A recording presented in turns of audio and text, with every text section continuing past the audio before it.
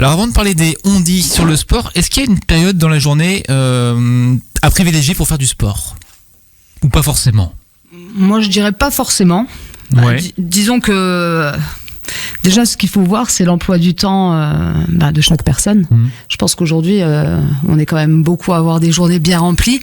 Et c'est vrai que c'est pas toujours évident de trouver en fait un moment pour faire son sport. Donc c'est pour ça que je dirais qu'il n'y a pas vraiment de moment à privilégier. Si, on va dire que il y a des personnes, en fonction de chaque personne, il y a des personnes qui seront plus du matin, d'autres qui vont être plus du soir. Ça, c'est déjà un petit peu personnel, moi, je dirais, sur le côté entraînement. Mais disons que s'entraîner le matin, l'avantage, je dirais qu'il y a le côté... c'est une espèce de réveil musculaire et on se sent déjà plus vif après. Avant d'aller au boulot. Avant d'aller au boulot. Après, sur le temps de midi, les personnes qui peuvent sortir du travail, je trouve que ça peut être la bonne petite coupure justement pour un petit peu oublier le boulot et puis se centrer un petit peu sur soi. À la pause entre midi et deux, ça peut être intéressant.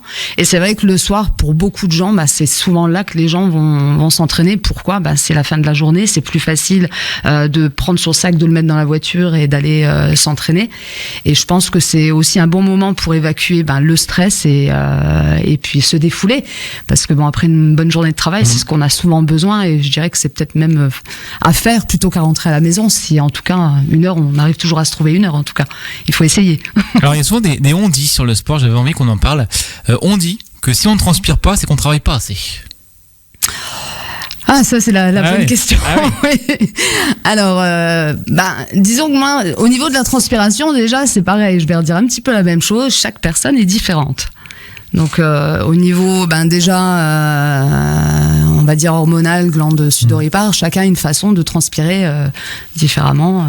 On n'est pas égaux face à la nature déjà.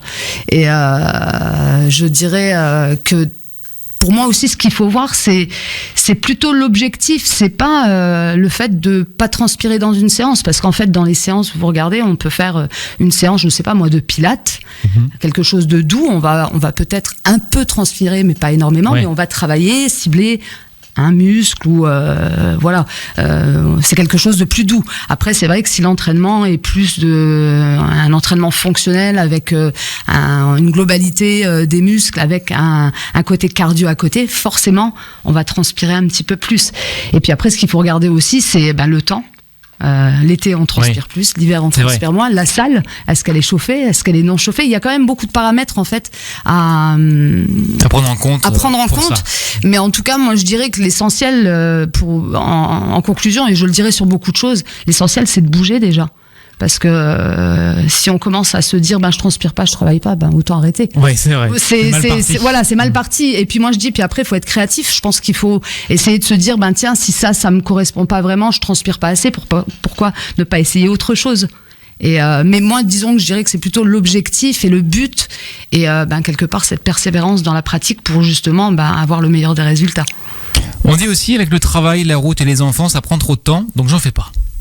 Ouais, ça aussi, c'est souvent malheureusement ce que moi j'entends quand j'ai des bilans dans mon studio. Les gens vont me parler de temps, mais je pense que il faut s'organiser déjà. Ouais. Et puis moi je pense aussi ce qu'il faut se poser comme question, parce que c'est vrai qu'on va parler d'organisation, de trouver un moment pour soi, on peut tous le faire, mais est-ce qu'on a vraiment envie de faire du sport ? C'est ça, c'est la bonne question. Voilà, c'est la bonne question. Moi, je pense que c'est ça, parce que on se trouvera toujours des excuses si vraiment, au fond de soi-même, on n'a pas vraiment envie. Alors que si vraiment on en a envie, on trouvera toujours une heure à caser. On va bien chez le coiffeur, des fois chez le médecin. On arrive à caser cette heure-là et on la prend. Donc, pour faire du sport, je pense que c'est essentiel de s'organiser. Puis aujourd'hui, il y a quand même pas mal de choses autour de nous. Un coach sportif, il y a des applis. Il y a des salles de sport, il y a vraiment quand même beaucoup d'offres, et je pense que si on demande à son mari de garder l'enfant 1 heure après le boulot, il nous en voudra pas, c'est pour notre bien-être qu'on le fait. Donc je pense moi je pense déjà se poser la première question, est-ce que vraiment on a envie? C'est ça déjà. Voilà, déjà. Ouais. Et après on trouve, on y arrive. Mais donc je pense qu'on y arrive avec un petit peu d'envie, et un petit peu d'aide. On dit aussi des fois je suis trop vieux donc je fais pas de sport. Ouais, ça aussi, les fameuses questions. Il n'y a pas d'âge finalement pour faire du sport. Voilà, moi je dirais en fait, il n'y a pas d'âge pour faire du sport et l'âge, c'est vraiment quelque chose, on peut voir des personnes à 50 ans qui font du sport depuis des années et qui sont très en forme et d'autres qui sont beaucoup plus jeunes, qui n'en ont pas fait et qui sont déjà fatigués. Donc ça, je pense qu'il n'y a pas d'âge. Et alors évidemment, le sport à 60 ans n'est pas le même que le sport tout plus à fait. jeune. Voilà, c'est ce que j'allais dire. Après, je pense que si on commence, il n'est jamais trop tard.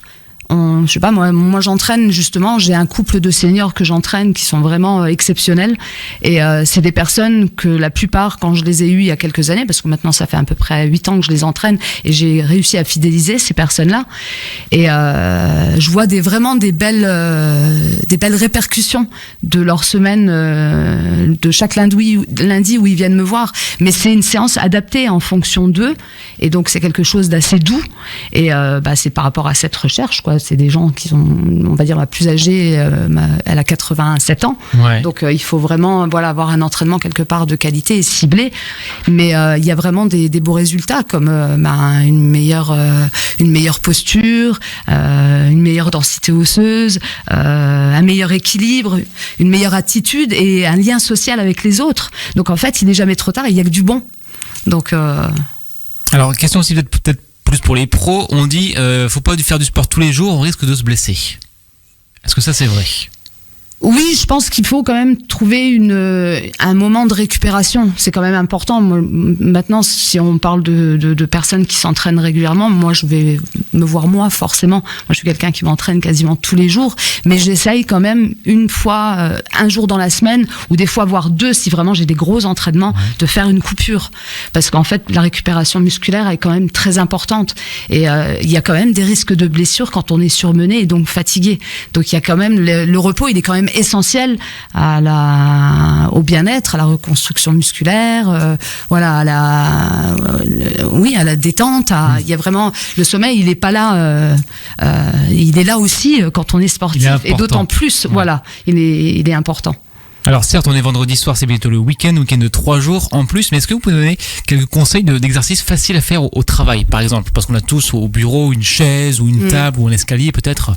C'est ce que j'allais dire. Déjà, moi, ce que je dirais aux personnes qui n'ont pas trop le temps de faire du sport, c'est déjà de voir dans leur façon d'aller au boulot, si c'est la voiture, le bus, est-ce qu'il n'est pas possible déjà de garer la voiture un peu plus loin, ou alors de descendre une station de bus un petit peu avant pour pouvoir déjà marcher, parce qu'on sait quand même aujourd'hui, il y a des études qui disent bien que les gens, quasiment 70% des Français marchent moins de 7500 pas par jour, ce qui est pas énorme. Donc ça fait un peu moins de, je dirais, 6 km en fonction des pas qu'on fait, en gros. Voilà. C'est dur à calculer, c'est vrai. Voilà, c'est dur à calculer, mais disons que moi je dirais que c'est pas assez. Donc pourquoi ne pas, marcher un petit peu avant de travailler, prendre les escaliers, déjà si on est au bureau, si on est même bureau ou même en position debout dans son travail, essayer d'avoir déjà une meilleure attitude. Parce que il y a beaucoup de gens en fait qui se tiennent mal et moi je le vois dans mes tout voûtés et moi je le vois moi-même dans mes séances. Il y a des personnes des fois qui me disent Alex, je voudrais perdre du poids, et en fait c'est pas vraiment du poids, c'est rien qu'une attitude à avoir et un meilleur positionnement et rien que de rectifier une attitude, on peut voir tout de suite un corps plus svelte et plus tonique, et, si je peux appeler ça comme ça, mais on a l'impression que la personne a perdu du poids. Donc il y a déjà ça, et puis après il y a des tas de petits exercices à faire. Je sais pas, comme désenrouler d'épaule si on se sent un petit peu tendu au niveau des épaules. Ouais. Là, c'est vrai que de commencer à parler d'un exercice spécifique, c'est un peu compliqué. J'ai vu rapidement avec une chaise, on peut faire des triceps notamment. Oui, une chaise. Il y a des tas de petites choses comme ça à faire. Bon, après, moi, comme je dis toujours, c'est voir aussi en fonction de la connaissance du milieu sportif de chacun. Parce que c'est vrai qu'on peut parler de faire des triceps, mais si la personne n'a jamais fait de sport, ça va être compliqué pour elle. Donc moi, j'opterais plus pour dire marcher un peu plus, prendre les escaliers, se mettre debout le plus souvent possible. Pourquoi pas aussi investir dans un gros ballon pour s'asseoir derrière un bureau, pour justement pouvoir travailler quelque part un petit peu avec l'équilibre, retrouver, on va dire, un placement un peu plus neutre au niveau du bassin. Donc ça, c'est des petites choses qui sont très basiques et que tout le monde peut faire. Après, je suis pas trop pour de dire certains exercices en sachant qu'il y a beaucoup de personnes qui ont un manque de connaissances, malheureusement. dans le milieu sportif. Faut pas faire n'importe quoi. Voilà, il faut pas faire n'importe quoi. Et j'ai pas vraiment envie de donner des conseils que la personne ne saura pas forcément suivre et qui risque de se blesser après. Alors, en 30 secondes, juste pour terminer, sport rime aussi avec alimentation, c'est pas votre domaine, mais voilà, on fait pas une séance de sport et derrière on va pas manger un burger. Tout à fait. Voilà, oui, tout à fait. Bah moi, c'est vrai que c'est pas forcément mon domaine. J'ai quand même une petite connaissance parce que forcément, je fais moi-même attention aussi à ce que je mange. Moi, ce que je dirais au niveau de l'alimentation, quand on veut justement reprendre le sport et une alimentation plus saine, je pense qu'aujourd'hui on est un petit peu trop dans l'alimentation ultra transformée. On est quand même on est quand même très sollicité dans les magasins à acheter des choses qui ne sont pas forcément naturelles. Donc moi, ce que je dirais déjà, c'est que beaucoup de gens aussi ne font plus à manger eux-mêmes. Oui. Donc c'est déjà de faire ces petites choses-là, se faire à manger soi-même, essayer d'acheter local, peut-être un peu plus bio, et puis d'essayer de manger un maximum de fruits, légumes de saison, de se faire à manger, d'éviter peut-être toutes les choses industrielles. Tout ce qui est trop gras, trop sucré aussi. Sucré. Ouais, on le dit souvent. Les sodas, parce que ça aussi, c'est quelque chose, sans commencer à en parler, on a juste à regarder autour de nous. Aujourd'hui, on voit rarement des gens avec une bouteille d'eau. C'est une facilité de boire des sodas et ça, c'est une catastrophe au niveau répercussion au niveau du métabolisme et du bien-être aussi et de la santé. Donc moi, j'opterais vraiment sur de la simplicité, un retour aux sources en fait, tout simplement. Tout bête. Plus de légumes, moins de produits industriels, plus d'eau, des infusions, un peu moins d'acidité dans les boissons et dans la façon de manger aussi, donc moins de café. Voilà, il y a plein de petites choses comme ça. Plein de petites choses à savoir. Donc. Très bien, on a déjà fait une bonne partie de tout ça. Merci beaucoup d'être venu cet après-midi. On peut donner le nom de votre site, les réseaux sociaux également pour vous retrouver. Oui, alors moi c'est je suis essentiellement sur Facebook, je suis pas sur les autres réseaux sociaux. Je trouve que ça me prend déjà pas mal de temps. Donc c'est Alex, coach sportif et entraîneur personnel donc sur Thionville. Et donc mon studio sportif se trouve à Thionville Centre, rond-point Merlin. Je donne aussi des cours en association, donc pour le centre repas, donc la gym senior. J'ai aussi des cours pour l'association Breva, donc c'est une association qui se trouve à la frontière Sretchen, Évrange, Luxembourg. Donc parce que je trouve que le milieu rural il est important aussi. Beaucoup de gens ne peuvent pas se déplacer dans les grosses salles, donc moi je prends plaisir aussi à entraîner le milieu rural. Et voilà quoi. Donc Facebook essentiellement, et puis mon adresse internet www.alex-coachsportif-thionville.fr. Parfait, on remettra de toute façon tout ça sur Facebook officiel L'Heure FM, et le podcast également sera retrouvé d'ici les prochaines heures sur Facebook, sur leurfm.com et également sur la chaîne YouTube de L'Heure FM. Merci beaucoup d'être venu à vous de cet après-midi. Très sympathique.